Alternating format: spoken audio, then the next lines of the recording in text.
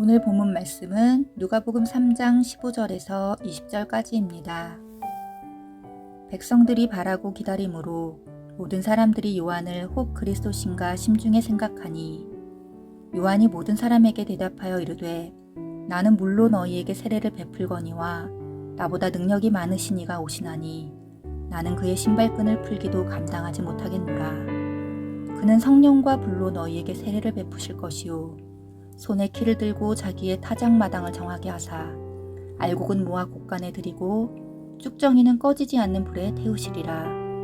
또 그 밖에 여러 가지로 권하여 백성에게 좋은 소식을 전하였으나 분봉왕 헤롯은 그의 동생의 아내 헤로디아의 일과 또 자기가 행한 모든 악한 일로 말미암아 요한에게 책망을 받고 그 위에 한 가지 악을 더하여 요한을 옥에 가두니라.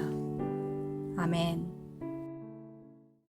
누가복음 3장은 세례 요한의 사역을 소개하고 있습니다. 2절에 보면 당시 유대 땅에 대제사장이 둘이나 있었다고 합니다.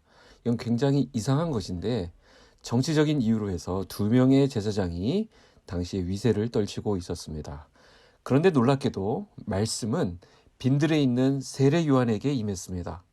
엄연히 성전이 있었고요. 엄연히 제사장들이 있는데 말씀은 빈들에 임했습니다.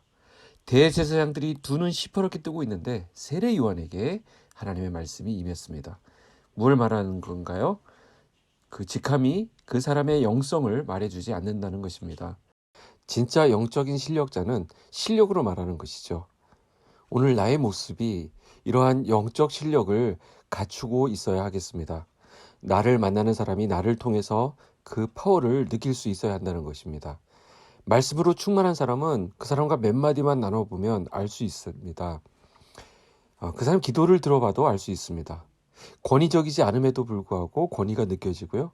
부드러운 말투에도 가마력이 있는 사람은 하나님께 붙들린 사람의 전형적인 모습입니다. 그런 실력을 갖춘 우리 사랑하는 빛소금 성도들 되시기를 축복합니다. 15절에 보니까 백성들이 바라고 기다림으로 모든 사람들이 요한을 혹 그리스도신가 심중에 생각하니, 요한의 거침없는 모습에 사람들은 요한이 구약 성경에서 예언했던 메시아일 수 있다는 생각을 하게 됩니다. 요한은 이를 알고 사람들에게 예수님이 누구신지를 알려주는 내용입니다. 16절 말씀 보시면 요한이 모든 사람에게 대답하여 이르되 나는 물로 너희에게 세례를 베풀거니와 나보다 능력이 많으신 이가 오시나니 나는 그의 신발끈을 풀기도 감당하지 못하겠노라. 그는 성령과 불로 너희에게 세례를 베푸실 것이요 손에 키를 들고 자기의 타작마당을 정하게 하사 알곡은 모아 곳간에 들이고 쭉정이는 꺼지지 않는 불에 태우시리라. 사람들의 시선이 요한에게 확 몰렸습니다. 사람들이 그런 생각을 할 만하죠? 혹시 이 사람은 그토록 우리가 기다리던 메시아가 아닐까? 그런 생각이 들었을 것입니다.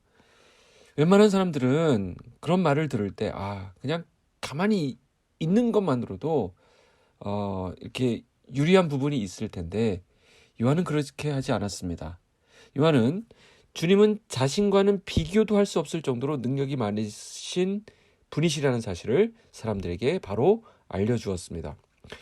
또한 자신이 주님의 신발끈을 풀기에도 감당하지 못할 정도로 비천한 존재라는 사실도 밝혔습니다. 신발끈을 푸는 일은 당시에 노예들이나 하는 일이었습니다.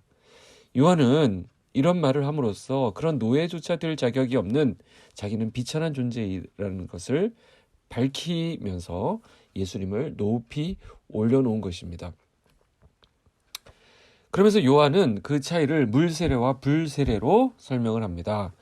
요한이 전한 메시지의 핵심은 죄를 씻어버리는 것이죠. 이것이 물세례입니다. 왕의 길을 예비하는 요한의 사역의 핵심이 무엇입니까? 바로 회개입니다. 왜 회개일까요? 사람들은 다 죄가 있기 때문입니다. 죄가 있다고 하는 것은 하나님과의 관계가 끊어져 있다는 것을 의미합니다. 이것을 복원하려면 죄를 회개해야 합니다.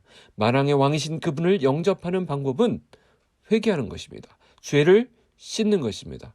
요한의 물세례는 그것을 상징하는 것이고 진짜 중요한 것은 뒤에 오실 그분이 성령으로 세례를 주는 불세례라고 말합니다.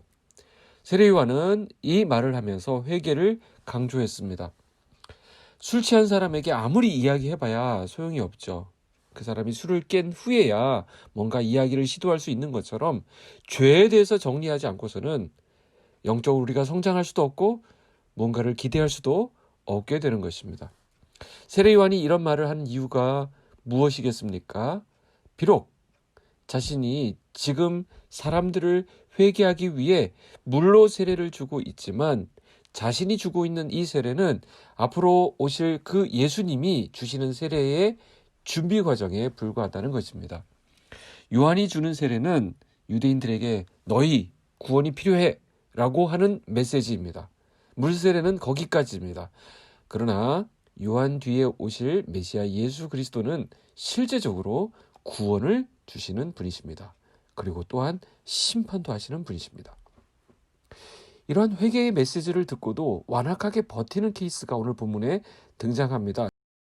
19절에서 20절에 보시면 분봉왕 헤롯은 그의 동생의 아내 헤로디아의 일과 또 자기가 행한 모든 악한 일로 말미암아 요한에게 책망을 받고 그 위에 한 가지 악을 더하여 요한을 옥에 가두니라. 분봉왕 헤롯은 1절에 언급된 헤롯을 의미하는데요. 헤롯 안티파스를 말합니다. 이 헤롯이 이복 동생 빌립 1세의 아내 헤로디아를 자신의 아내로 취했습니다. 당시 빌립 1세는 힘이 없었고요. 헤롯 안티파스는 분봉왕이었기 때문에 힘이 있었습니다. 그러니까 권력으로 남의 부인을 헤로디아를 빼앗은 셈입니다. 요한은 이러한 일을 보고는 부도덕한 헤롯 안티파스를 책망하였습니다. 그런데 분노한 헤롯은 요한을 옥에 가두었습니다. 성경은 이것을 어떻게 평가합니까? 20절에 보니까 그 위에 한 가지 악을 더한 것이라고 말합니다. 주님이 주시는 세례는 성령으로 베푸는 세례이고 불로 주는 세례입니다. 그래서 그 앞에 회개하고 주님을 영접하면 놀라운 구원이 이루어질 것이지만 그분을 거부하고 배척하면 심판밖에 없다는 것이 지금 요한이 예수님의 세례와 자신의 세례를 비교하는 이유가 됩니다. 자, 그렇다면 예수님의 세례는 무엇을 의미합니까? 고린도전서 12장 13절에 보면 우리가 유대인이나 헬라인이나 종이나 자유인이나 다 한 성령으로 세례를 받아 한 몸이 되었고 또 다 한 성령을 마시게 하셨느니라 이렇게 말씀하고 있습니다. 예수님이 주시는 성령 세례를 받으면 우리가 어떻게 된다고요? 주님과 한 몸이 된다는 것입니다. 주님과 연합된다는 것이죠. 이 신비한 구원의 역사가 시작되는 것입니다. 구원의 의미가 참으로 풍성하지만 그 중에 가장 중요한 것은 주님과 연합된다라는 것입니다. 하나님과 연합되는 것입니다. 오늘 우리가 이렇게 하나님의 말씀으로 하루를 시작하고 주님과 동행할 수 있다는 것이 얼마나 큰 축복인지 모르겠습니다. 이 축복과 이 풍성함을 누리는 오늘 하루가 되기를 소망합니다. 오늘 말씀에서 우리가 특별히 묵상하게 되는 한 가지는 세례 요한은 전적으로 예수 그리스도를 높이는 삶을 살았다라는 것입니다. 지극히 겸손하고 특별히 예수님에게 집중된 삶을 살았습니다. 자기의 이름을 내는 것이 아니라 그 뒤에 오실 주님을 높이는 삶을 살았습니다. 이것이 바로 예수 믿는 사람이 보여야 할 신앙의 참 모습입니다. 보통은 어떻습니까? 내가 드러나야 한다 그러죠. 내 뜻이 관철되어야 한다 그러죠. 내가 주장해야 한다고 말합니다. 그러나 이것은 미성숙한 모습입니다. 요한은 자기는 주님의 신발끈을 풀기에도 감당치 못한다고 빨리 선포해 버렸습니다. 영성의 핵심 키워드가 뭔지 아십니까? 주님 앞에 바짝 엎드리는 것입니다. 그리고 주님을 드러내는 것입니다. 주님에게 사람들의 시선이 집중되게 하는 것이 참된 겸손입니다. 그래서 나를 만나는 사람들이 나를 통하여 예수님에 대해서 목마르게 하는 것, 그리고 예수님을 바라보게 하고 예수님께 집중하게 하는 것이 오늘 우리가 해야 될 우리 삶의 사명이 되는 것입니다. 이것은 인간의 힘으로 하는 겸손이 아닙니다. 성령께서 하시는 것입니다. 하나님이 하신 것을 하나님이 하셨다라고 선포하십시오. 우리에게 주어진 삶에 최선을 다하고 우리는 사라지는 것입니다. 우리를 드러내는 더 이상 욕심을 내서는 안 됩니다. 작은 일에 충성하는 것입니다. 디모데후서 2장에 보면 주님의 집에는 금그릇, 은그릇, 나무그릇, 질그릇 여러 가지 그릇들이 있다라고 했습니다. 어떤 그릇이 좋은 그릇일까요? 금그릇, 은그릇 그런 것이 아닙니다. 주인이 편하게 쓸 수 있는 그릇이 좋은 그릇이죠. 그래서 깨끗한 그릇이 되어야 한다고 하는 것인데 무엇이 깨끗한 것입니까? 나를 담는 것이 아니라 주님을 담아내는 것입니다. 주님을 드러내는 것입니다. 주님을 나타내는 것입니다. 이렇게 주님께 쓰임받는 깨끗한 그릇으로 사시는 저와 여러분이 되기를 축복합니다. 기도하겠습니다. 하나님 감사합니다. 오늘 이 아침을 우리 주님과 함께 시작하게 하시니 감사를 드립니다. 오늘 주신 말씀처럼 우리의 삶을 통하여 예수 그리스도가 나타나게 하여 주시고 증거되게 하여 주시고 우리의 모습을 통하여서 예수님을 소개받게 하여 주시옵소서. 하나님, 오히려 그렇게 되는 것이 우리 인생을 가치 있게 하고 의미 있게 하는 것임을 우리가 기억하여 하나님 손에 쓰임 받는 그런 하루로 살게 하여 주시옵소서. 우리 힘으로 할 수 없는 것 주님께 맡깁니다. 주님이 이루어 주시옵소서.